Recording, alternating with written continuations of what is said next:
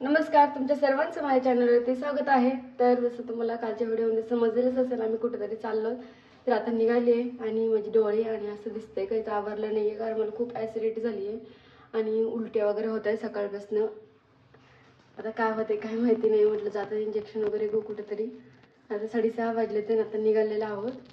राहायचं पण आवरलं आहे।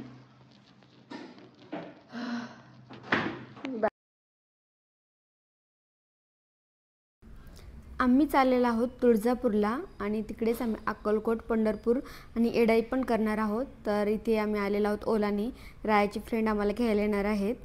मोहिनी सकाळ धरून नुसतं पित्तामुळे उलट्या करते, वॉमिटिंग करते आणि जायचं तर आहे। मला तर टेन्शन आले आधी जायच्या आधी, आणि गाडी आणखी आली नाही विक्रमची। आणि आधी पहिल्यांदा हॉस्पिटलमध्ये नेतो मी, घर निघतानाच म्हणत होतो आधी ठरव नसलं जायचं तर नको। आता काय बघूया काय होतं। आता एक हॉस्पिटलमध्ये एकदा एक इंजेक्शन घेतलं ॲसिडिटीचं, त्यामुळे। आणि ॲसिडिटी ही जागतिक समस्या झाली आता भारताची। 90% लोकांना ॲसिडिटीचा प्रॉब्लेम आहे। उरलेल्या 5% लोकांना माहीत नाही की त्यांना ॲसिडिटीचा प्रॉब्लेम आहे।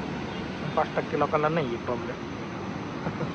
गाडी आली नाही, गाडी आल्यावर तुम्हाला चालू करतो। मोहिनीच्या आईने बोलवलं आहे म्हणून आम्ही चाललो आहोत।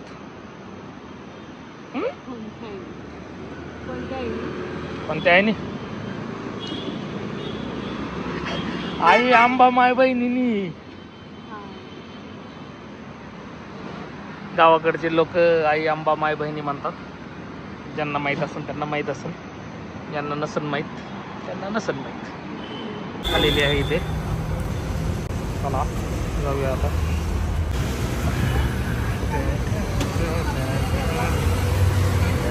अरे काय 5 वाजता निघायचं? मला खूप त्रास होत होता, मला ॲसिडिटी झाली होती, त्याच्यामुळे 4-5 जागेवरती आम्ही थांबलेलो। माझ्यासारखी उलटी व्हायची। नंतर आम्ही एका हॉस्पिटलमध्ये गेलो, तिथे मला सलाईन वगैरे लावलेलं आणि ते नाश्ता करायसाठी थांबलो। तर मला तिकडे काही आवडणार नाही म्हणून माझ्यासाठी मी पेरू आणले होते। तर चला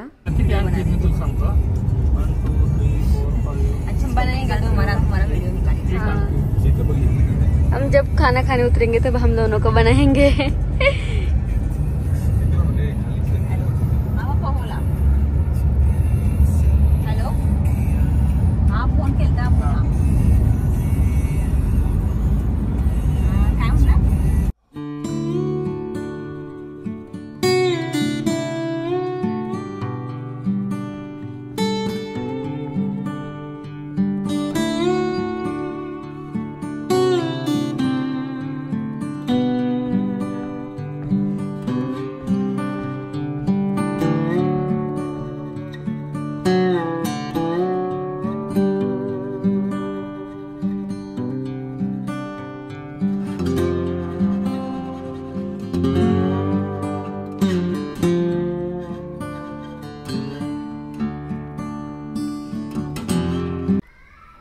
तर आमचं ठरलेलं होतं, आम्हाला वनभोजन करायचं होतं। म्हणजे घरून डब्बा वगैरे घेऊन जाऊन आम्ही कुठेतरी बाहेर खाणार होतो। लेट झालेलं कारण तब्येत बरी नसल्यामुळे मग नाश्ता वगैरे करायला आम्हाला लेट झाला। मग असं एक मस्त चिंचेचं झाड शोधलं आम्ही, जिथे थंडगार अशी तिथं बसायला सावली असेल आणि बसायला पण चांगलं असेल, रस्त्याच्या साईडलाच। आणि तिथे शेती होती दुसऱ्यांची आणि घर पण होतं जवळच, तर पाणी वगैरे असेल ह्या हिशोबानं आम्ही तिथे बसलेलो। घरूनच त्यांनी पण आणि मी पण बनवलं होतं। मी थोडंच डब्बा बनवून घेऊन गेलेली, कारण तब्येत माझी बरी नसल्यामुळं मला काही एवढं बनवता आलं नाही आहे। आणि खूप छान, खूप वातावरण भारी होतं। कापायचं का?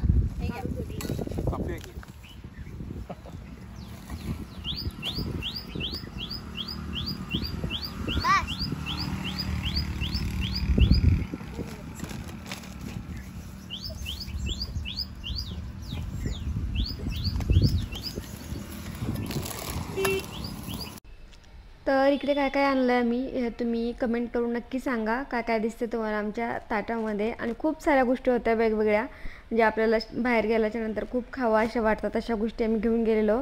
पण मी थोडंच खाल्लेलं। मी फक्त ताईंनी कणीस आणलं होतं मकाचं भाजून, ते एकच खाल्लेलं, कारण मला तेच खावं असं वाटत होतं तेव्हा।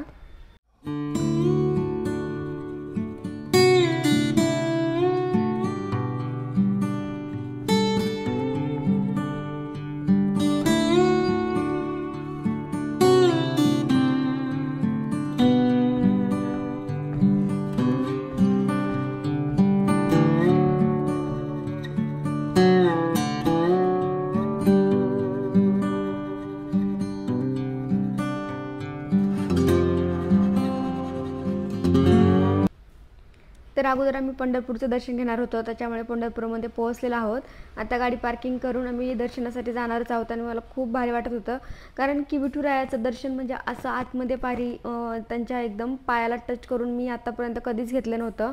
आणि तिथलं मंदिरही आता नवीन तयार केलेलं आहे, गाभारा वगैरे, त्याच्यामुळे मला खूप भारी वाटत होतं। कारण मी ह्याच्या अगोदर एकदा गेले होते, कोरोना होता तेव्हा, लॉकडाऊनमुळे आम्हाला मंदिरामध्ये सोडलं नव्हतं, फक्त भक्त पुंडलिकाची तिथे पायरी आहे तिथे दर्शन घेऊन आम्ही आलेलो। आणि अगोदर जेव्हा मी सहलीमध्ये वगैरे कधी गेले असेल तेव्हा पण आतमध्ये जाऊन दर्शन घेतलं नव्हतं, तर फर्स्ट टाइम मी असं आत गाभाऱ्यात जाऊन दर्शन घेणार होते।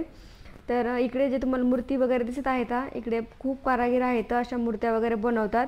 आणि मला आठवते की गावाकडे पण एखादी कायची मूर्ती वगैरे बनवायची असेल तर ती पंढरपुरावरून किंवा असं कोल्हापुरावरून बनवून आणतात।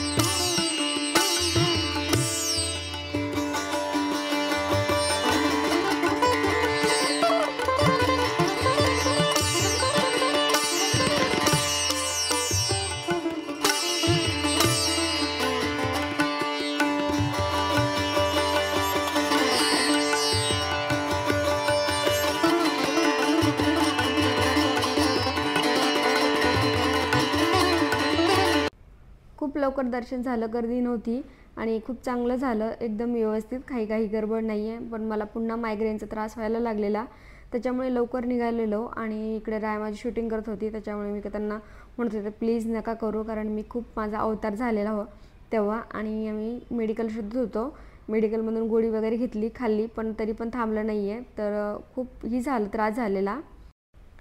आता आम्ही अक्कलकोटमध्ये पोहोचलेलो आहोत आणि आता अंधार पडायला लागलेला आहे, पावसाचं पण वातावरण झालं होतं, दिवसभर खूप ऊन होतं।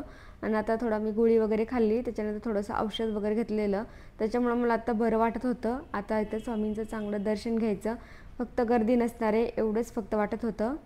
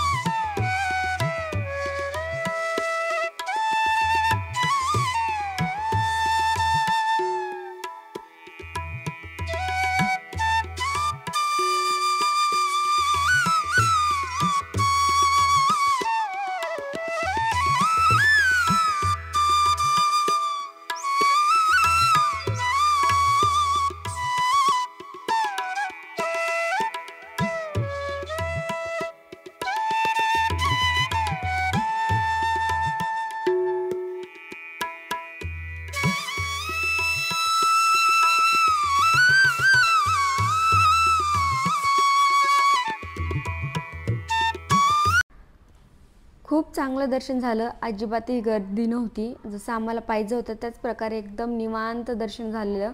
आम्हाला वाटलं आज सुट्टी आहे त्याच्यामुळे गर्दी असेल, पण नाही, गर्दी वगैरे काहीच नव्हतं. एकदम छान दर्शन घेतलेलं. थोडा वेळ तिथे बसलो, एकदम प्रसन्न वाटत होतं. नंतर खूप पाऊस चालू झालेला. नंतर आम्ही बाहेर आलो. नंतर तिथं अन्नछत्रालय आहे. आम्हाला हे माहिती नव्हतं की ते दुपारी आणि संध्याकाळी 8 वाजता पण जेवण असतं, म्हणजे महाप्रसाद वगैरे देतात तिथे. पण ह्या ताई आमच्यासोबत होते, त्यांच्या बाबांना माहिती होतं. तर बाबांनी त्यांनी सांगितलेलं की तुम्ही महाप्रसाद वगैरे तिथेच घ्या.